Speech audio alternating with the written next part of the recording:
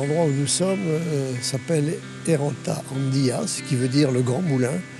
Et en fait, c'est une construction industrielle qui remonte au moins au XVIIe siècle.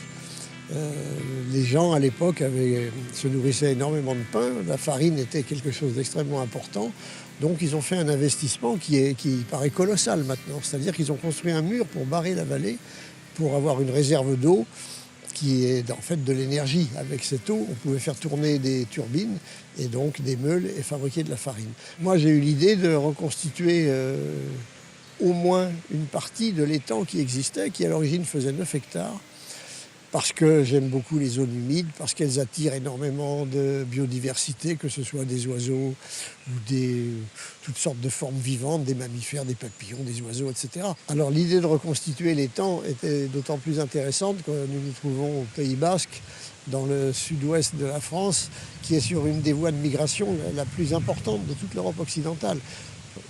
Pratiquement tous les oiseaux migrateurs d'Europe occidentale franchissent les Pyrénées au Pays Basque. Donc il y a des flux d'oiseaux absolument énormes qui proviennent de Russie, de Scandinavie, de Finlande, même du Groenland. Donc l'idée de reconstruire un havre de paix, une zone humide à cet endroit, j'étais à peu près sûr que beaucoup d'oiseaux en profiteraient. Donc voilà, c'est arrivé effectivement. Cet étang maintenant est devenu une halte migratoire pour beaucoup d'oiseaux.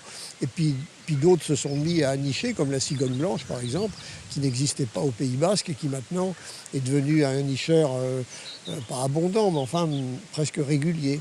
Beaucoup de cigognes continuent de migrer jusqu'en Afrique, mais comme le climat s'est réchauffé et que les ressources alimentaires ont augmenté, beaucoup de cigognes restent en Europe.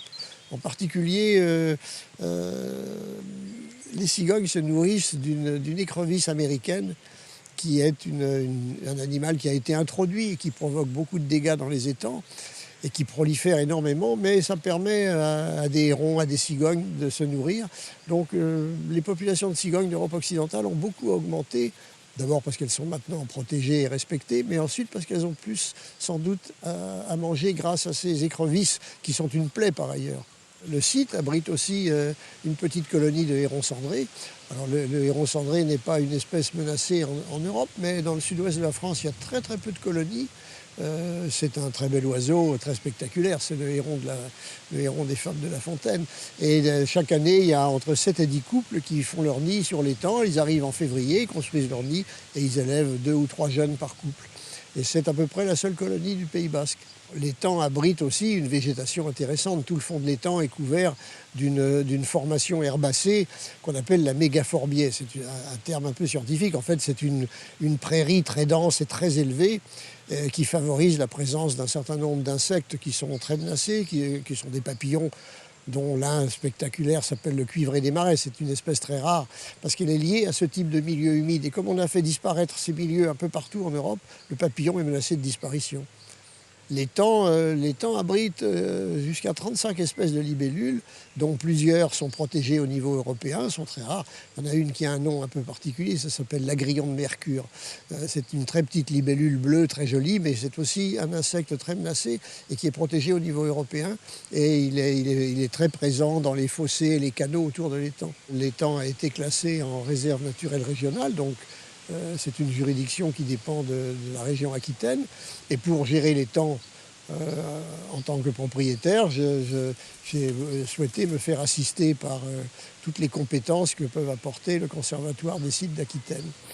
Donc moi sur le site, je fais tout ce qui est suivi d'espèces, inventaire et je mets en place la gestion idéale pour favoriser la biodiversité.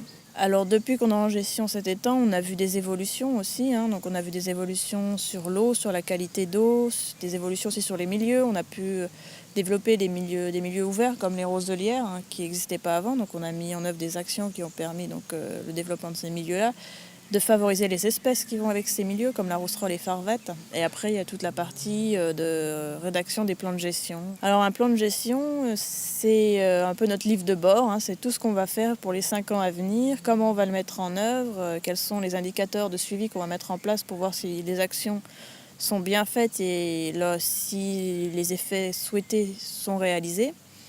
Et c'est aussi le programme de financement pour les 5 ans à venir. Alors 2 fois dans l'année, on ouvre le site au mois de février pour les Journées mondiales des zones humides, autour du 2 février. C'est en plein hiver, donc généralement les gens viennent pour voir la migration des oiseaux. À ces moments-là, il y a beaucoup d'oiseaux sur le site, donc on peut voir énormément d'espèces.